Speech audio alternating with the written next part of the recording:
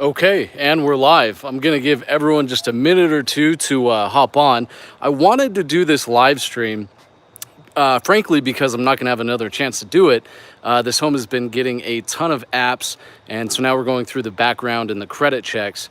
But yeah, I just wanted to do a quick live stream while I'm out here to show you guys the finished product of the after video, essentially from the before video where I did that walkthrough. The audio was a little bit bad on that video, but I wanted to show you guys the finished product again before the home sells. So I figured I'm out here, I forgot to do a final video, and so this is that. So I'll give everyone just a minute or two to hop on.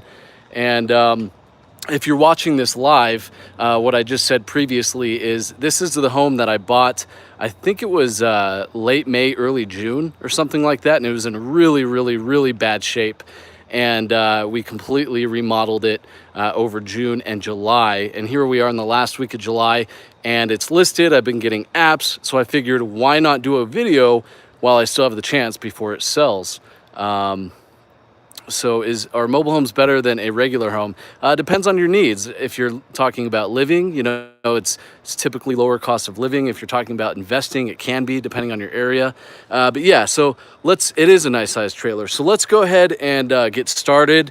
And for those of you not watching live, obviously you didn't miss the intro. So if you're watching live again, I just wanted to do this after video if you're just hopping on, and show you guys again before I no longer own the mobile home here. So first of all, let's take a look at the outside. Now, they're still going to do a little bit of touch up on this rust because the CLR couldn't get that off. So they're going to feather that in just for appearance wise. But the flowers are now established. Oh, thank you for that thumbs up. All right, we have 10 people watching so far. And just adds a little bit of curb appeal, so those have been filling out quite nicely. And great windows on this particular mobile home. Now, if you'll notice, a great selling point to this home is, first of all, it has a massive lot.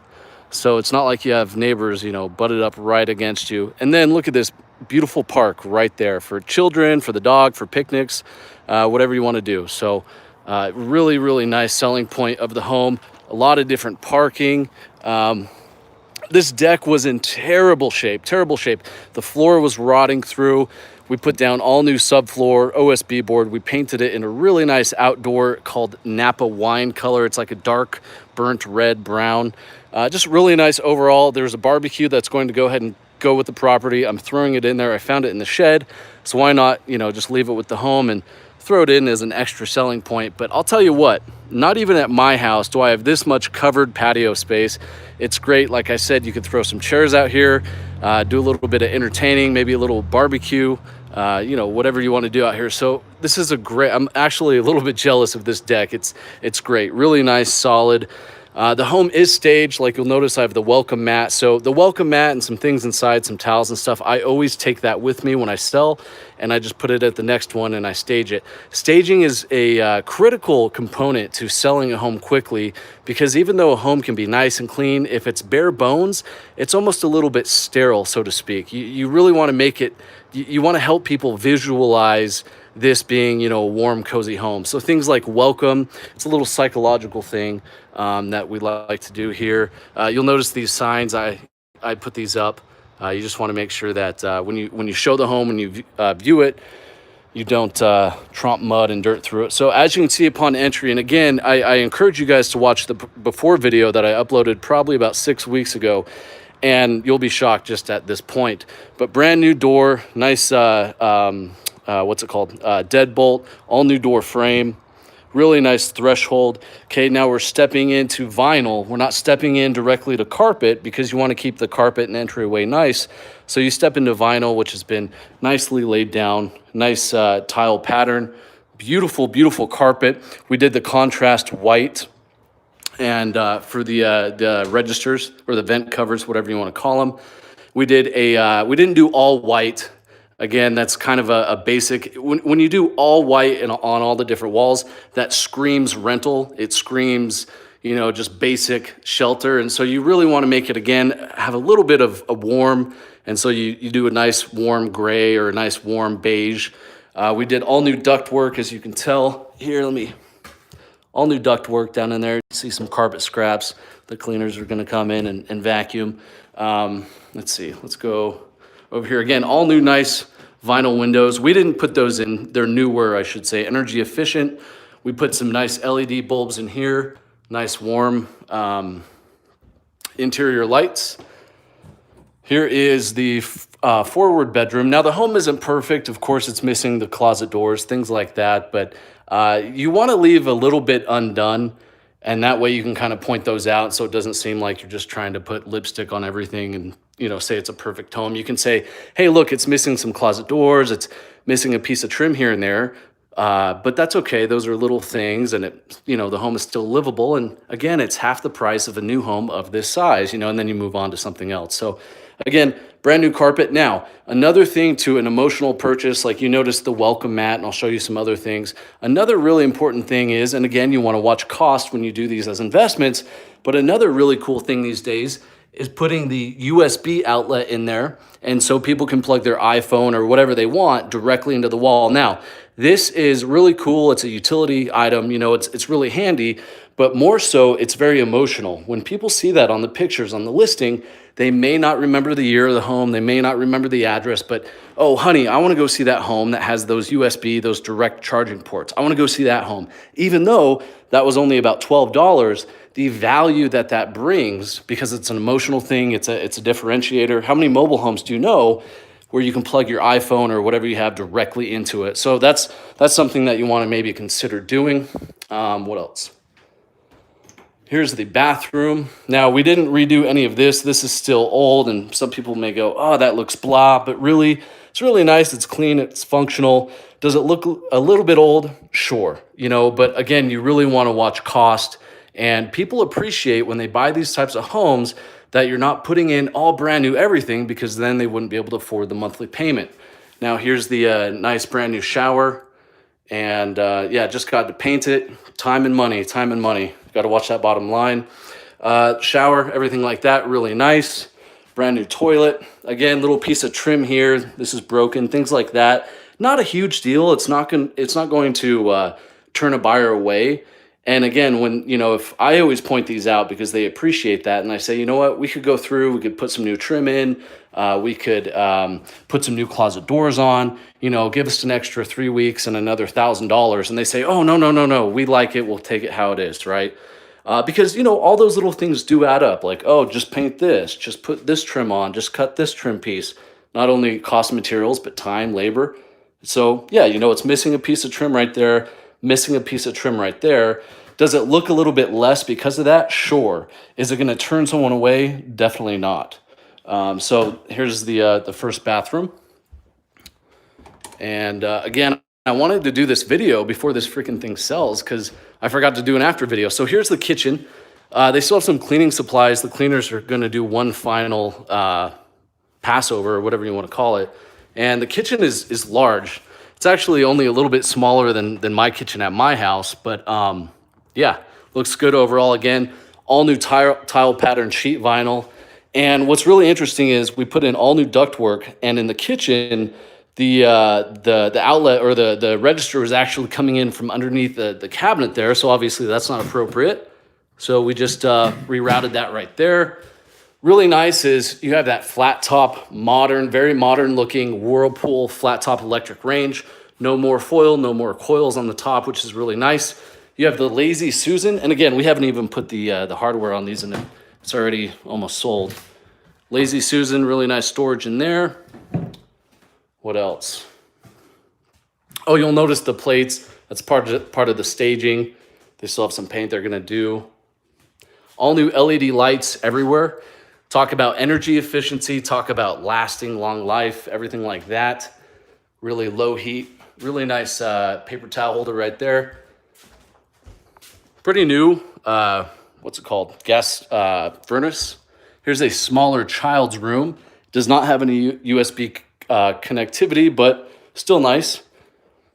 Smaller room, obviously. No one can sugarcoat that. It is a small room, but it's good for a child. Again, new lights.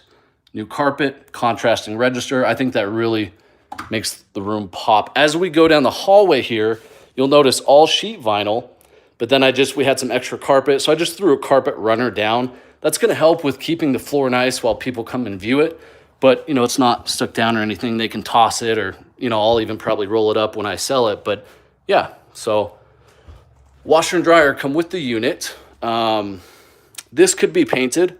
Of course, it's interesting. My mother walked through here, gosh, probably a couple days ago just to view the home. And she's not used to these types of homes, or, however you want to say it. But, she's very supportive, but she says, don't you want to finish this or that? I said, yeah, Mom, don't you want to write me a check so I can do that? Make the thing profitable. But so again, is this going to be a deal breaker for someone? No. Could it look better? Of course.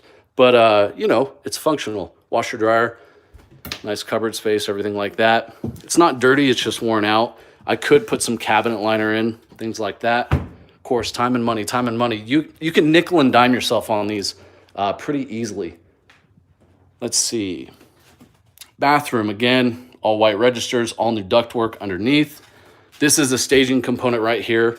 I put this in all the homes. It's a kind of a neutral colored, family-friendly shower curtain.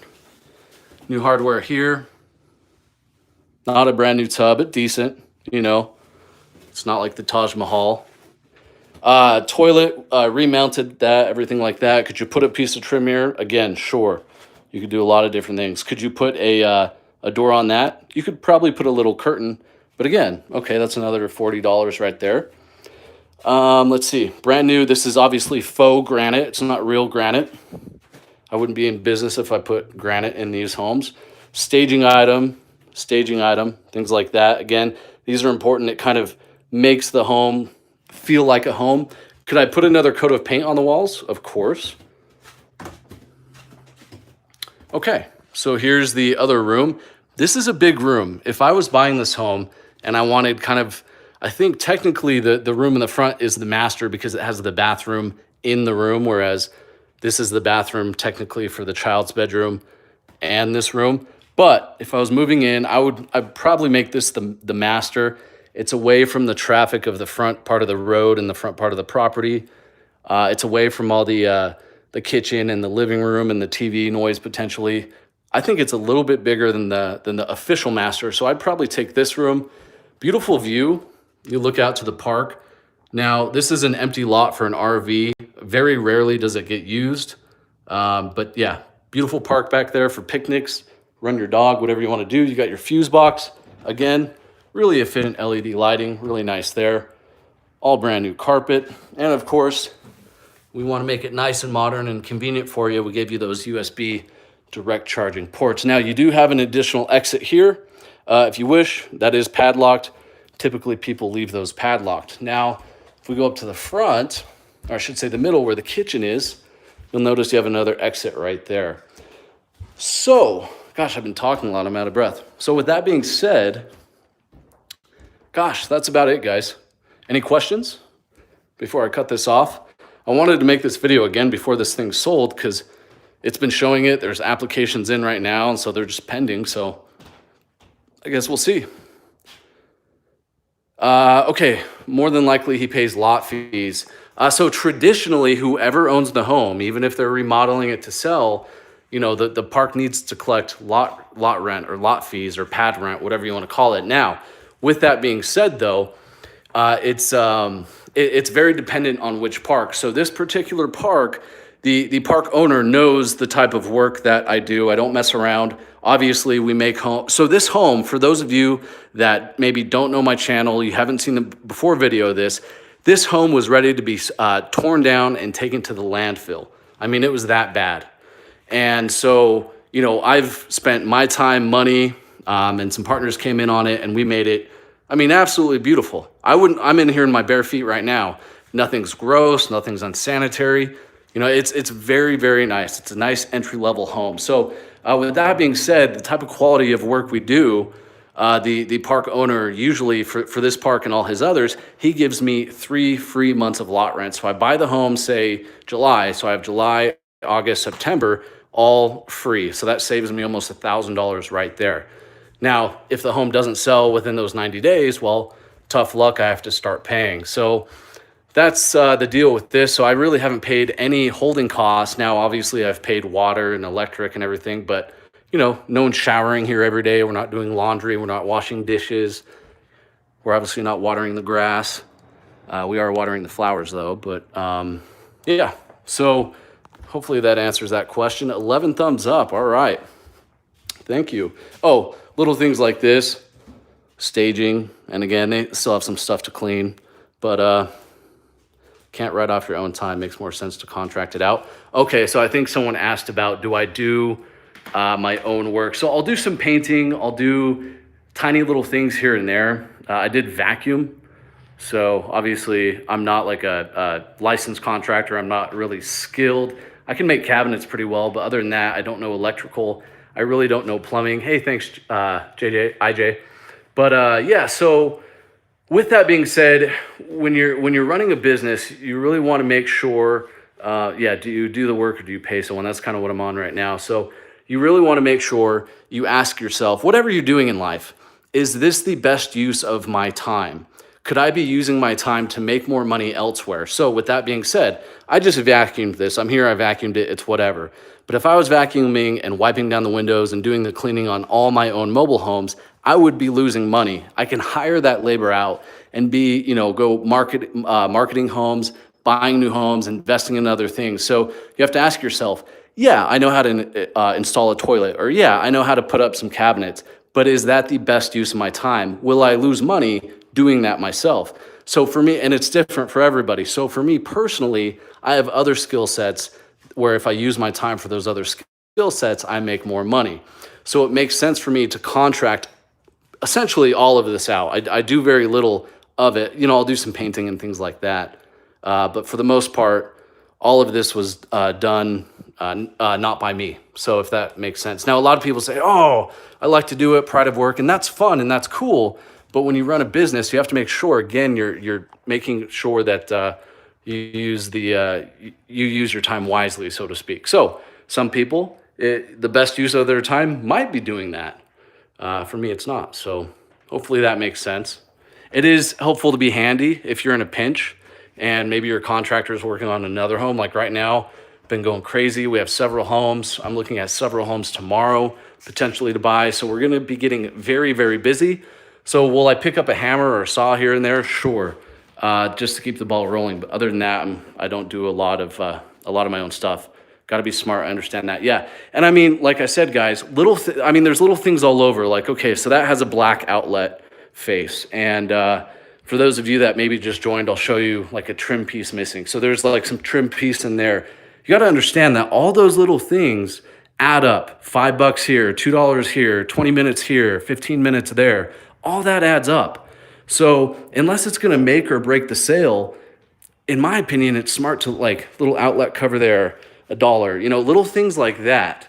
That stuff adds up. So you got to understand, and you have to make sure that you stay on budget, on time, and yeah, if you want to be profitable and stay in business. If you do this as a hobby and you don't care about returns that much, and it's kind of like, oh, Shadow, $199, oorah, devil dog. For those of you that don't know, devil dog is a Marine term given to us by the Germans in World War I, I believe. They called us Teufelhunden, which means devil dog, because we're crazy in the trenches. But so that's what that means for those of you that don't know. So thanks, devil dog, Semper Fi. I appreciate that. But yeah, guys, I wanted to do this because, again, this place is going to sell quick.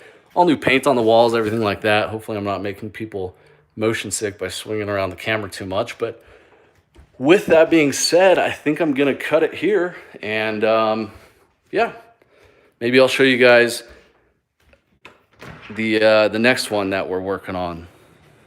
Let me know if you guys want to see more of this stuff. Also, for all you dividend investors out there that are just watching this because you're kind of interested in it, but you're more interested in my dividend videos, I have a excellent dividend video, I think, coming out tomorrow. I'll have to see when it's scheduled. Tomorrow morning, I believe. I can't remember. SPHD versus NOBL. So what kind of remodel? 10K doesn't seem too bad. It was under 10K, that's for sure. Holding costs, acquisition, everything. It was all under 10K.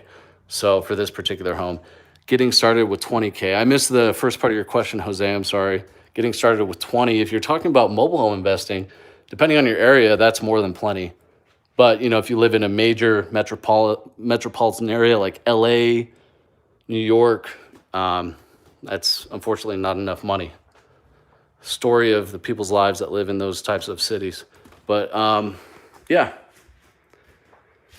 Any other questions? Renting or selling? Oh, renting and selling like me. Yeah, I flip them.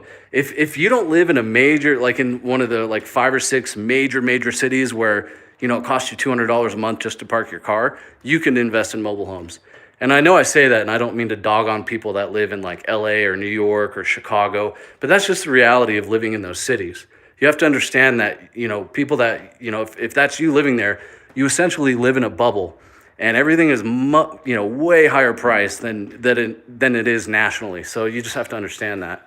But there's a lot of cool stuff going on there every day. So that's kind of like, the trade-off. So, if you live in a pretty decently populated area, like I have mobile homes on the outskirts of cities that are 200, 300,000, and that's really your bread and butter. Enough population, enough industry, enough business to where there's always people that need housing, but also it's affordable. It's not like like I said, those stereotypical examples like LA or Santa Barbara, where it's like you pay through the nose just to make just to keep a roof over your head. So that's that. I'll stay on just if anyone has any further questions, but that's about it. That's all I have to say for the most part. Does anyone watching this live in a mobile home? That's always a good question. I don't think I've asked that before. Maybe not. I'll tell you what, this one looks pretty tempting.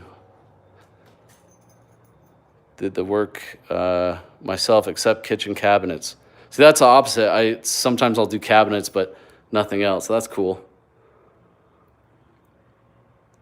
Can you get a loan from that type of property? Like on the property? So, no, unless it's a brand new mobile home or a mobile home within 10 years of being new. So let's see, we're in 2019. So unless it's a 2009 or newer, you're not going to get a traditional bank loan. You can get maybe a loan from a private investor, but 21 Century Corporation or mortgage company is a subsidiary of Clayton Homes, and Clayton Homes is a wholly owned subsidiary of Warren Buffett's Berkshire Hathaway. So they got into the mobile home lending business quite a while ago, and they have a lot of nice options for people that want to become homeowners via mobile homes. Hopefully that answers your question. So this is a 1973. So no bank is going to be lending on this. And that's really the business opportunity, because that allows me to act as the bank and take payments. Now, I get rewarded handsomely for that risk, but it's a long-term play. I'm going to be collecting payments over the next 7 or 8 years on this home. So for people saying, oh, you're getting filthy rich doing this, well, I'm taking a lot of risk. This took a lot of time. You have to know how to run a business, a balance sheet, a budget. You have to know how to manage different people. Then you do the screening process. Then you hold insurance on the property. I mean, there's a lot to it.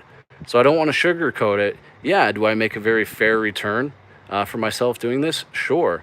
But it's because, again, I do it right. So there's a lot into it. But again, I learned from one of the best, in my opinion, in the industry, John Fedro. So this is his strategy. I've been investing institutionally in mobile homes for years, but I really started flipping them physically in person like this one after hiring John as my mentor. So that's a cool thing. And that's really, and that's what I tell people that I mentor. It's like people that want to get ahead. And I'm not saying you should just go out and pay some random person to teach you things, but most of the time you look at successful people and you ask them, well, how'd you get there? Part of it is mentorship, finding other people that have done something that you want to do, whether it's investing or real estate, things like this, and find someone successful and, pay them for their time and have them shadow them and have them teach you. So you can learn a lot. So for instance, like John, I don't know how, he's a very humble guy and he doesn't like to push his course or anything, but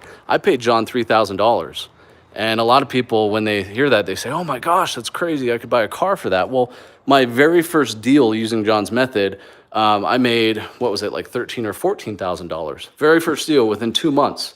And so you got to look at it. Invest in education. It can be just like buying a dividend stock when you invest in yourself and education. And I use John's method for this home. So, talking about no, not John Williams, John Fedro. Sorry, I should have been more specific. John Fedro. So in fact, if you look at the video that was published just previous to this one, I actually interviewed John when I was in Texas. John Fedro, so Fedro. He has a whole channel dedicated to flipping mobile homes in a very lucrative and profitable way. So I paid him, and I would have paid him $10,000. Don't tell him that. He'll increase the price of his mentorship, but I would have paid him way more than $3,000, just because knowledge is so incredibly powerful. It's incredibly powerful. Just think of, like, I always tell people, and like the people that I mentor for, dividend investing and things like that, I tell them, I say, for what you paid for mentorship and for my time one-on-one on the phone with you, just think of all the money you saved by avoiding certain pitfalls that you didn't know about, or setting your portfolio up correctly. So there's a lot to be said with proper mentorship. Now, does that mean just go randomly pay someone? No, but figure it out. Like if you want to do mobile homes, look at the people that are doing mobile homes. Like someone just mentioned John Williams. You can look at John Fedro. You can look at Jefferson Lilly. I post some stuff like this. Or if you want to get into dividend investing, there's PPC Ian, there's my son. There's so many different things out there. Just find people that are successful in whatever niche or industry that you want to be successful in, and reach out to them. So, but yeah, so is it perfect? No, like that needs to be feathered in and things like that. But it's coming along really, really nice. A lot of parking, things like that. So that is it. I just stopped by. I had to grab some more keys, and I vacuumed the floor. And this puppy is going to sell. I'll tell you what. We already have a bunch of apps in. We're just waiting on the background check and the credit check and the employment verification. And so I said, shoot, I better do a live stream while I'm out here, because I'm not going to have another chance. So hopefully everyone enjoyed. Thanks for watching. And yeah, I look forward to publishing a dividend stock video, dividend ETF video coming up soon. What does that house sell for in your area? I'm not quite sure. I have some partners in on this with me. I'm not quite sure if it's appropriate for me to disclose numbers without asking their permission. But so to kind of give you a broad answer, and I know that people hate hearing that, but it's true, just out of respect for them. In this area, pretty medium home value in this particular area is probably for this type of home, typically maybe like 35 to 40,000 average. Like this one right here is a newer home right across. You can see it has like a pitched roof right there. So that's probably like mid 80s or newer. That one would sell for like 45. This one is a double wide pitched roof, newer home. That one sell for even more because it's a double wide. This is a single wide. Doesn't have a pitched roof, which means it was built like mid 80s, so to speak, or not so to speak, but potentially. See how the roof isn't pitched, but these are pitched. So this is an older one, but I'll say this quietly. I bet you it's nicer in here than it is in those, for sure. So, but yeah, so probably about that. But in this particular area, so this is in southeast Idaho, and this home is in Pocatello, Idaho. It's home of Idaho State University, home of one of 3 FBI headquarters and locations. They just brought in another 300 federal employees, and this city is growing like crazy.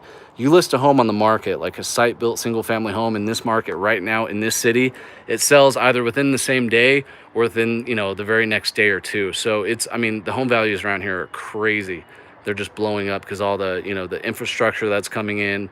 And so it's a good market for affordable housing like this, because not only does this always sell pretty quick, but especially in this environment where it's tough for people to find housing, just because of the demand. The supply of housing is very low, and obviously the demand is high right now. So southeast Idaho in general, one of the fastest growing states, last 3-4 years running, according to USA Today, according to Atlas Van Lines. Most inbound moves was from California to Idaho.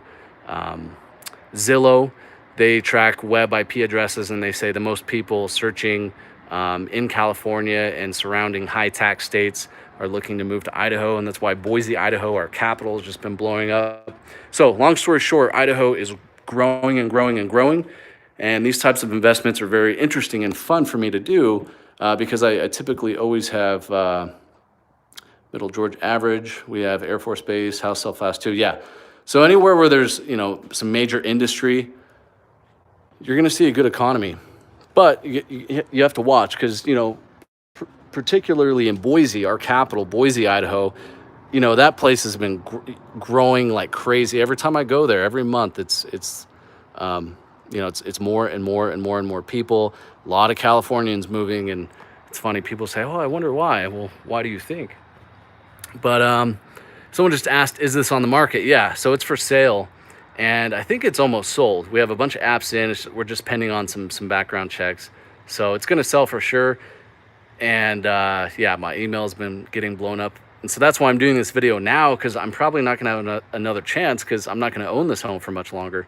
So, well, I'll technically own it until they're done with the payment plan, but I'm not going to have access to this home, I should say, for much longer.